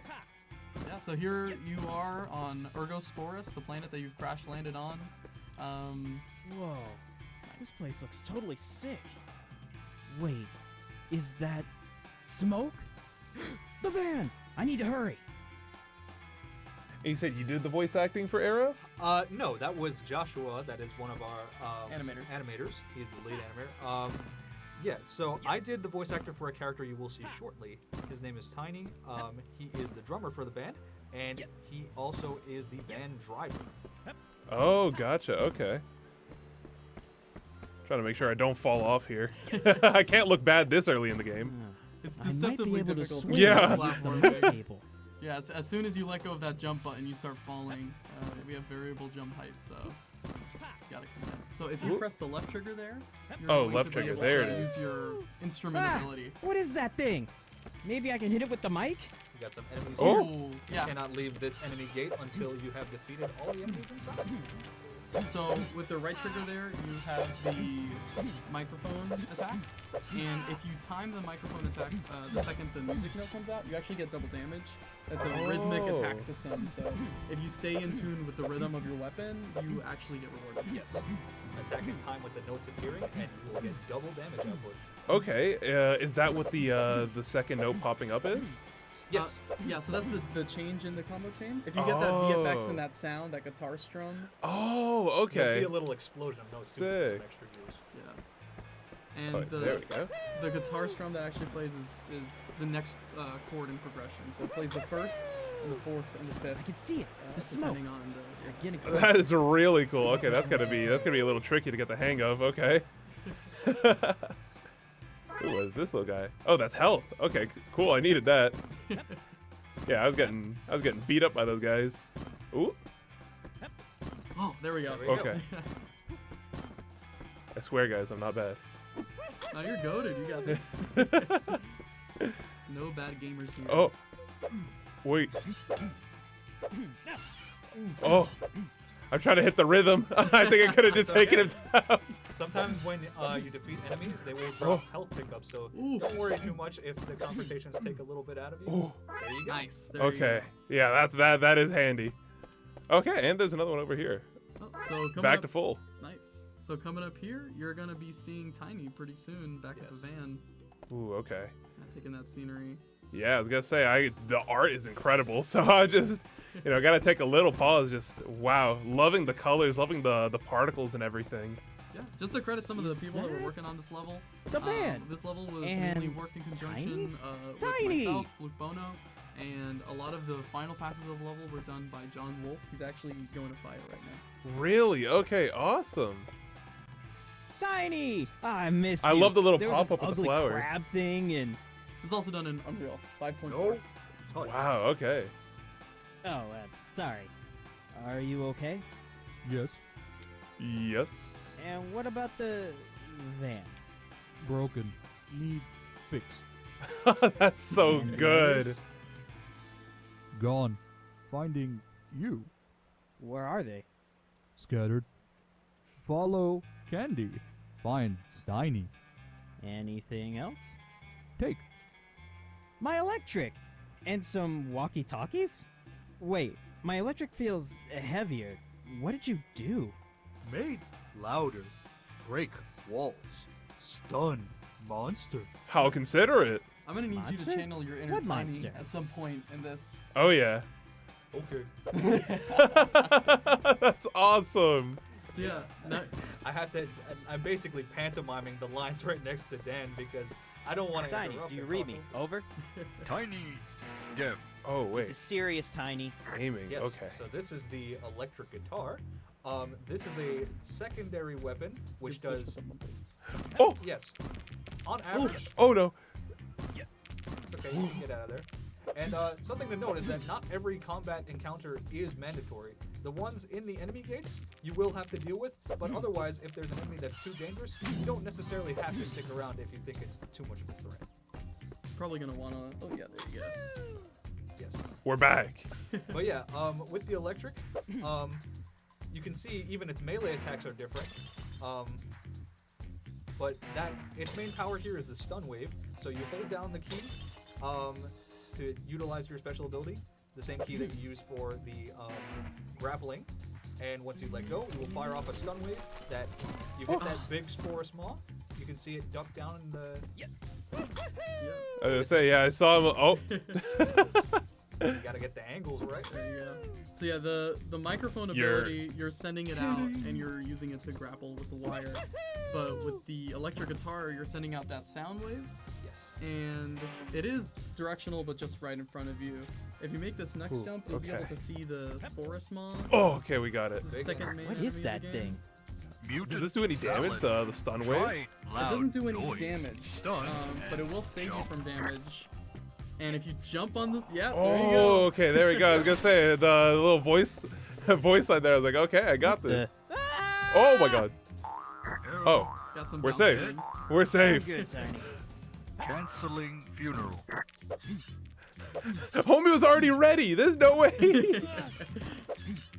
Yeah, we're really proud of the narrative of this game. It was definitely one of the stronger points. Oh yeah, so far the world definitely feels super alive, and I love the voice acting. Thank you so much. But yeah, something I wanted to note is that you might notice that the melee attacks between the different weapons have different properties. And so, whereas the microphone has 3 hits, the electric guitar only has 2. Whoa, that's a wide on gap. average, they Maybe hit a lot breaking this heavier. column can get me to frost? On top of that, the You got cutscene the for rhythmic that. attack system also applies to the electric. So if you hit a perfect attack with an electric, a perfect electric as it were, you can absolutely chunk enemies. Really? Okay. I'm super glad that you also did the column event. Oh! Oh my Got god. blocked there. I was gonna say he almost ended me. Nice, nice. Oh, okay. Yeah, I'm glad you did that column event. We had to do a lot of playtesting there, just because a lot of people Fell wouldn't pretty know far. exactly where to use. Perhaps the making my electric way guitar ability. upwards can Yeah. give me The a fact way that to you caught find it really Steiny. quick. I was gonna say Yeah, I so saw hard. I saw the material there, and I'm like, wait, that was pretty familiar. I could probably. Lots of breadcrumbing for our level designers. Oh as wait, well. I gotta That does stun this guy. Oh, okay. I don't know where I'm jumping though. You guys just gotta jump on its head. There we go. Oh, Where am I going? Oh, So you saw a oh, he's gonna snap at you. oh my god. Okay. If you wait too long, Sporosmon will chomp down on you, and he's immune to damage, so you must stun him What? first. Okay, well that's not scary at all. He's got some pretty cool attack animations if you want to bait him out next time. Ooh, Absolutely, I will. he just perfectly took on this horde. Oh my goodness. You can see the power of perfect electrics. Yeah, it goes crazy. Got a little bit of range to it too. At least it feels like it. Yeah. On I don't know if average, it's just placebo. No, it's a little faster. On average, though, the microphone swings are a little quicker. So sometimes, if you want crowd control, you go for the guitar, and if you want to piece up enemies and make them more stuck in hit stun, just to make sure that you can like whack away at them without them fighting You're back. gonna have to go all the way around, I think. Oh. Oh yes, This he is just had to hit the angle. This is tech. Okay. Oh, this is the fun part. You know what's coming? I do know what's coming. There you go. That's that perfect attack right there. Ordinarily, it takes 3 hits, but with perfect strikes, only 2. It's a horde. Oh no. How many of these things are there? No, please.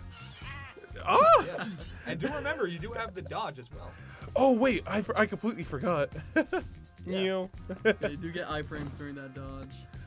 Oh my goodness, I completely forgot about it. I just been... another one down. I love the little cinematic here for this. we were definitely inspired by like Legend of Zelda when you complete a puzzle in those games. Oh yeah, it has exactly the That's our first step. Oh, you know, I was just trying to show off, you know, the cool little death screen. Yeah, that's it. Oh, nice. Not even close. Not even close. First try. Okay, let's see what this attack looks More of these darn plants. Look yummy. Ooh. As long as I find Steiny soon and wait, how can you see? Oh. Tiny. See. Oh. Yeah, up until now, the platforming, we wanted to keep it really simple, kind of like as an introduction to the player, teach them how to do each of the individual mechanics on their own. So you had an isolated platforming encounter, then you had an isolated combat encounter with no platforming. But up here, you're going to see our first pretty difficult platforming encounter. So I'm excited to see if you... It's okay, you can get back. You may notice as well that when you jump, there is a little drop shadow under your feet. So that way you can see where you're landing a little bit. Oh, okay. That I was gonna say that is handy. Oh no, these guys are cooking me. Oh, okay. You got him. Yeah, I was I was about to get chomped too.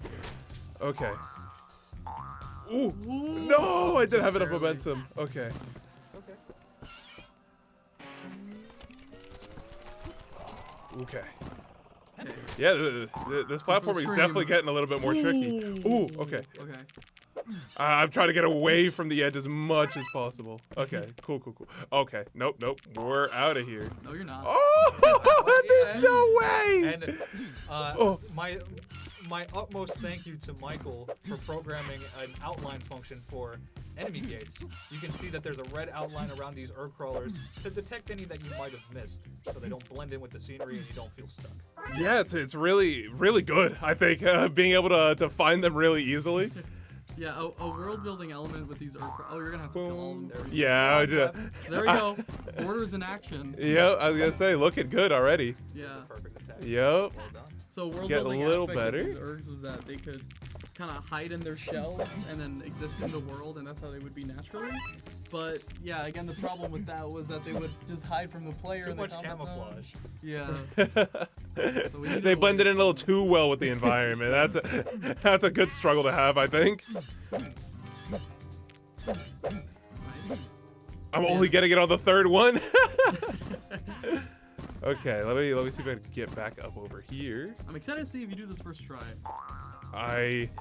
You know what? I'm hoping I do. Okay.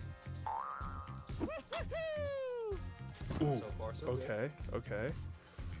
Okay. Where do I need to go next? All right. Okay. Trying to look for that circle. Ooh. Beautiful. Okay. Nicely done. Oh, please. Yes, you can also interrupt your strings with dodges if you're feeling a little dangerous. Okay, I'm gonna prepare you here. You're gonna need a grapple at the end of this. Okay, Okay, I would So keep have the that mic out. Yeah. 2. Nice. Ooh. Okay. Looking strong. Tiny, Just we should walk bring straight these magic on. shrooms with us Okay, to the Proto horse Star is over. Palooza. Whew. Agreed. Oh wait, let me get the guitar here for that extra. Nice. There we go. All 3 in one swoop. Now that is satisfying. That's what I Okay. was talking about when I said crowd control. Yeah. Yeah, that range definitely does help. Absolutely. Ooh. Full up on HP. Okay. I'm scared. Where am I going? Steiny! Oh, Okay. right, I'm wearing a helmet. Here goes nothing. Oh, there's another one. Oh my god. Okay. So up Oh, until what's up? now, you've been following the candy trail, right? Yeah. So our next character, Steiny Eclipse, she's the guitarist of the group. She's a stress eater. So she's been eating those candies looking for you in this cave. And Oh, that is now- really cool. Steiny! Oh, I Meet her for the missed you. first time. There was this ugly plant thing and... You mean the oversized houseplant from hell? Yeah, that. That is definitely a good describer. I hate those things. They chased me so much I lost my sense of direction. How did you find me anyways? I, followed my gut. Why are you in here? They'll never know. Looking for you. Duh. Well, I think we should... Anyways, we should get out of here before those armored skipping stones find us. Wait, Tiny wanted me to give this to you. Thank goodness. You guys can finally hear me again. Here, take this in place of it. Wait, You're giving this to me? Yeah, but don't break it. Our fans will be mad if I'm not on stage.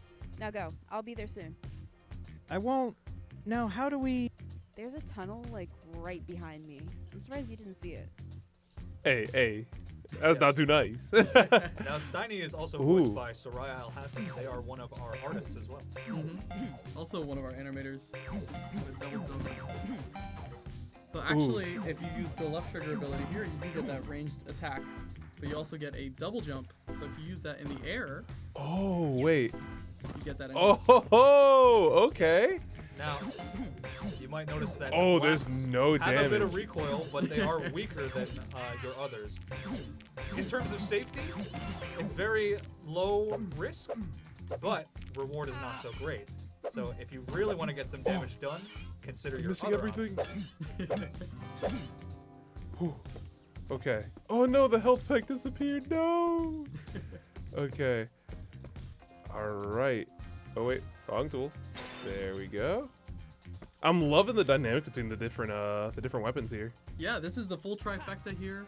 So the rest of the game is just built based off these building blocks. We wanted to incrementally introduce them to the player, give them the chance to learn them, and then in this next level, this is your big hoorah. This is when you're putting them all together.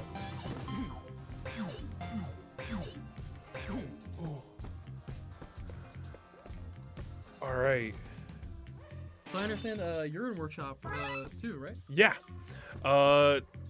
We are, as you can imagine, getting pretty close to the deadline ourselves.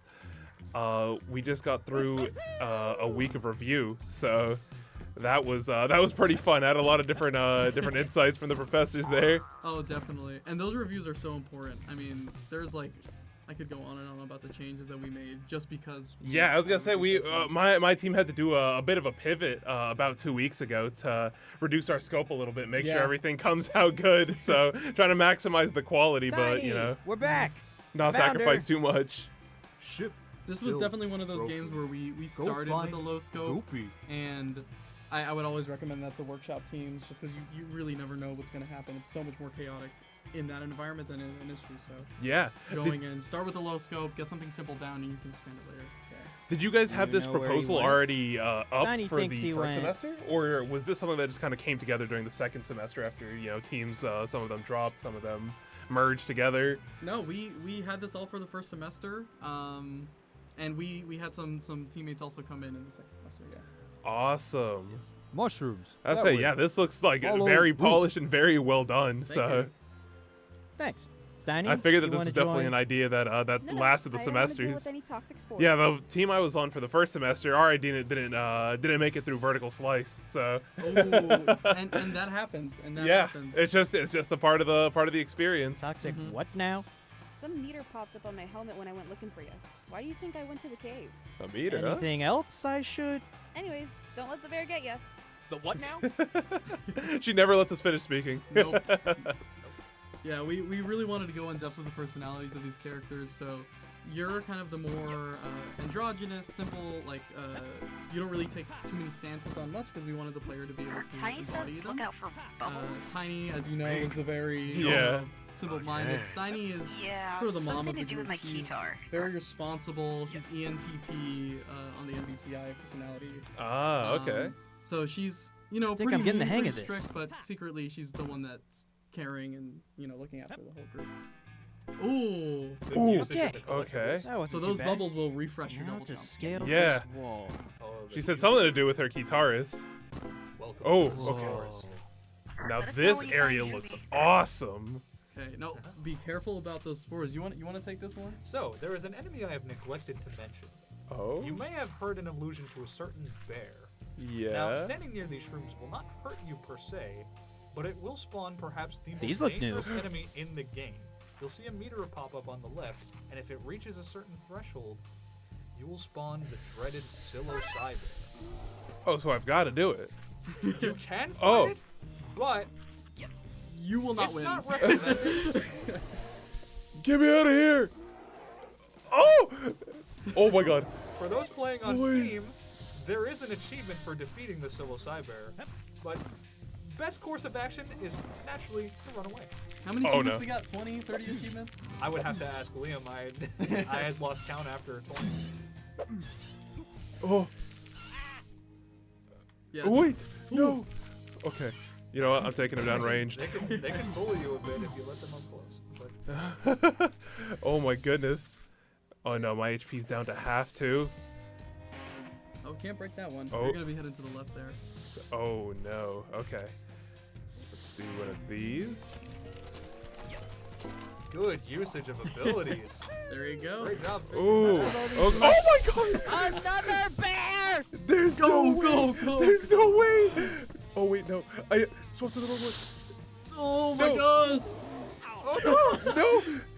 It's okay, you've got to dodge. Oh. Also, you can't you cannot stun the psilocybin. Oh. Yeah, the Oh my psilocybin, goodness. we just wanted it to be this unstoppable six-leg psycho bear that just causes the player. It's like more of an environmental hazard than the enemy. Kind of like You guys there? Yeah. Hello? You might also notice Yeah, a we're handful here. of Easter eggs in this Find level. Goopy? Not yet, and buddy. we also have allusions to other games from It's our okay, class. big man. Those Oh. being, Here, have some of Real my Run chocolate. and Quest. Tiny. Shout out to those. Shout out to them. Also on Steam. Yeah, I was gonna say those are definitely some games that I recognize the name of. We have a new enemy type named the Shroombo. Yeah, I was gonna say. Oh my goodness. Yeah, so These are ones- yeah. ranged enemies who will waddle around, and if you let them stay too far away, they will fire a projectile at you, and that will raise your hallucinogen meter. I wonder if Gokay Oh, came through no. this way. So with this enemy, we had a really cool opportunity because we got to make a slightly weaker enemy, but it would enable some of the other features like the psilocybin. I was gonna say, yeah, he summons Big Bad. I don't think he needs to do too much, to be honest. So this is another one of our more challenging platforming segments. Good luck. What the? Okay. What's this plant doing here? Okay, so Better you're gonna have to question snipe is, him. Who put it here? Oh. Jeez. This world Oh, keeps getting stranger okay. by the we're minute. back. We're back. Okay. So probably something like that, and then. Okay, you're gonna want to switch the mic here. Oh no! I didn't go. Oh. That one, that's like probably the toughest jump of the game. I was gonna say, dang it! I think that's unfortunately getting close to time here. Yeah. So- We still got 2 more levels left, so any viewers watching, I highly encourage you, go check the game out on Steam. We still have a boss fight and one more really cool level where the player is High as a kite. totally high and they're just in this space realm. It's cool. I was gonna say it looked awesome so far. I'm sad I couldn't get to the end of the first level, but I do want to just showcase the Steam page a little bit more before we sign off for the night. Cause wow, that game was incredible. I was gonna say to think that was all done in Workshop is crazy. I'm hoping that my game is just as fun. I'm sure it will be. The workshop is a great experience. I highly encourage everyone to put everything they can in that class. It's one of those things where you put out everything that you get in. So. Yeah, definitely. Wow, thank you guys both so much for coming on. Is there anybody you want to shout out? Anything else you want to say? We want to give you a little bit of time. We do have a couple minutes, but Well, thanks for having us. It's always been a pleasure. So, if I had to shout out anyone, of course, everybody on Glass Record Studios.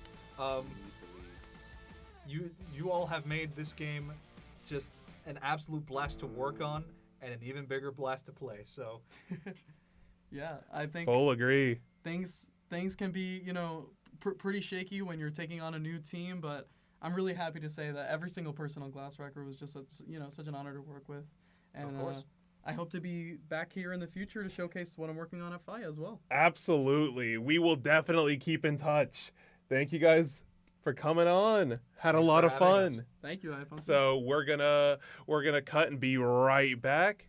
Get Colby back in here, and we'll see you guys in a minute. Welcome back, everyone. And here we have our last guest for today, Casey Walsh. You want to introduce yourself? Hi, I'm Casey. I am a character technical artist in FIA right now. Yeah, and so we have her art station pulled up. Going to showcase 2 of her works, and she's got some pretty awesome stuff. So walk us through it. What do we got here? So this is my Dungeons and Dragons character, Pura. I made her for basically a character sculpt. As we're getting closer to the end of the campaign, I wanted something to remember her by and all of the journey she's gone through. She is a Circle of the Shepherd druid. She is a satyr who is going right now through the Rime of the Frost Maiden campaign. Ooh, that's one of my favorites. Yes. She is a child of Arl, and this is actually her second form. She has died previously, unfortunately, and was reborn under Arl's will, so she is very snowy, icy, everything like that. Oh, that is really cool. Yeah. I basically made this entirely in ZBrush. Like I mentioned, I wanted to make a miniature, or not a miniature, but a statuette of her that I could 3D print and learn the whole process of that as well. Awesome. Dang, you got a lot of references over here, too. Yes, I started this project, I believe, at the end of November. Mainly worked over winter break, and then finished her off. I think I restarted in about January, finished her off very recently for Faya's portfolio review. Ooh, awesome. Okay. Yeah. When she's printed, she'll be at about 11 inches tall from the bottom of her hooves to the top of the horn. And she does have a couple accessories with her, like the staff. I tried very hard to incorporate a lot of items that we found throughout the campaign. So this staff is actually an item that we picked up fighting a hag, and had an associated curse and everything with her. So there's a lot of like little personality with her as well.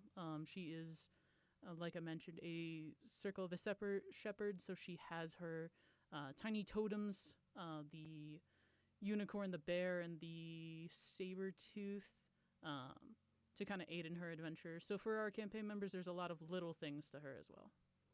That is super duper cool. Yeah. Like you mentioned, all the tiny details really make it come together, make it feel like super alive, very connected to the story that you kind of gave us a little summary of. Yeah, I'm very happy with her.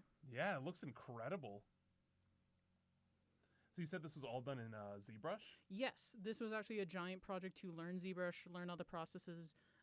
This is the first character art I've ever really made, so it was a very fun challenge.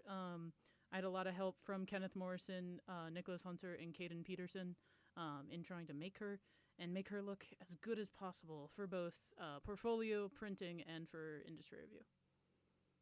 I think it came out incredible. So, yeah, I don't really got much to comment on. It just looks astounding from top to bottom. I really love the texture, especially on the ice. Yes. I like the little sheen it's got going on.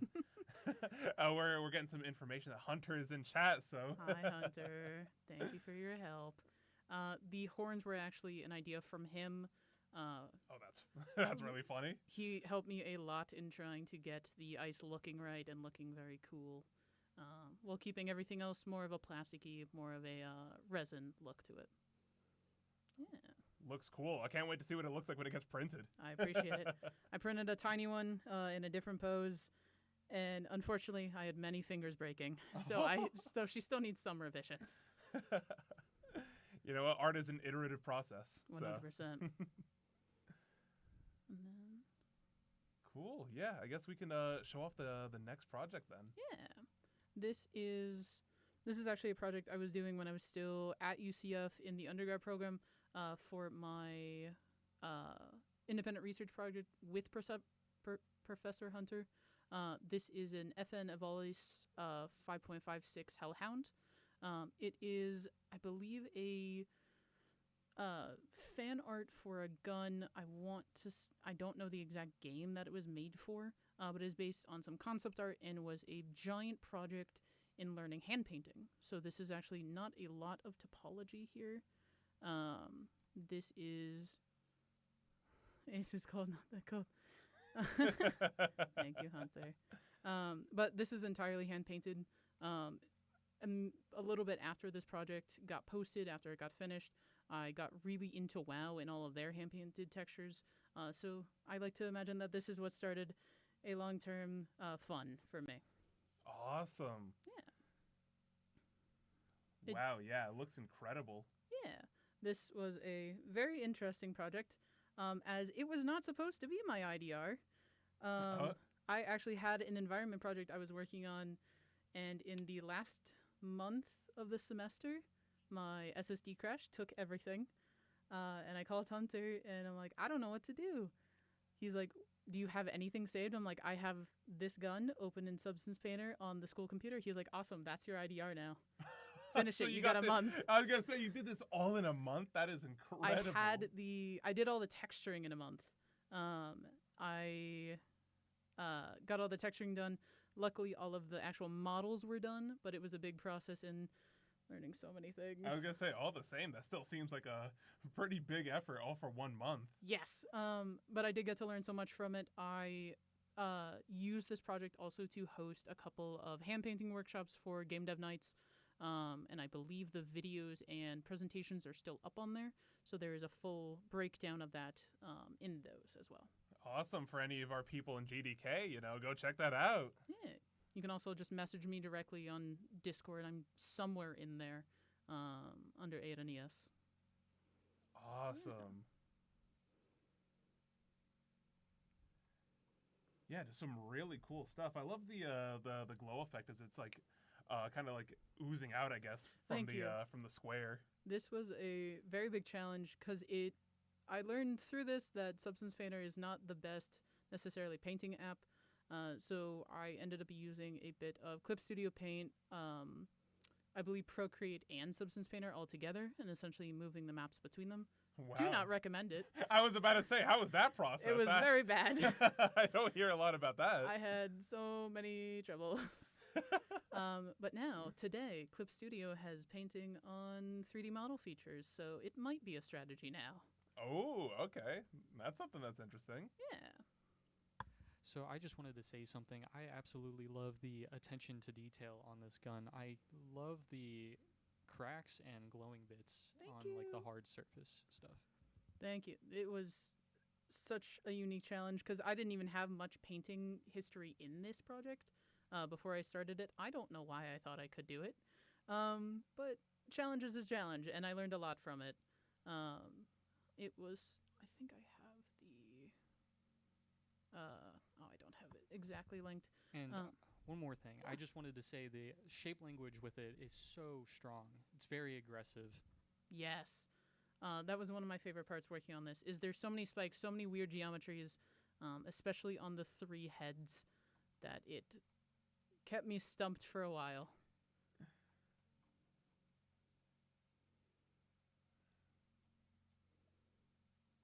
Incredible work all the way around. I appreciate it.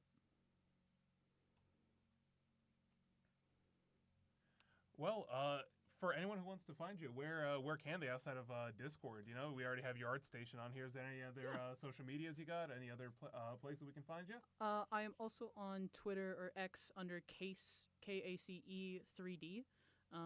Discord, obviously, that's going to be my main one. And yeah, that's pretty much.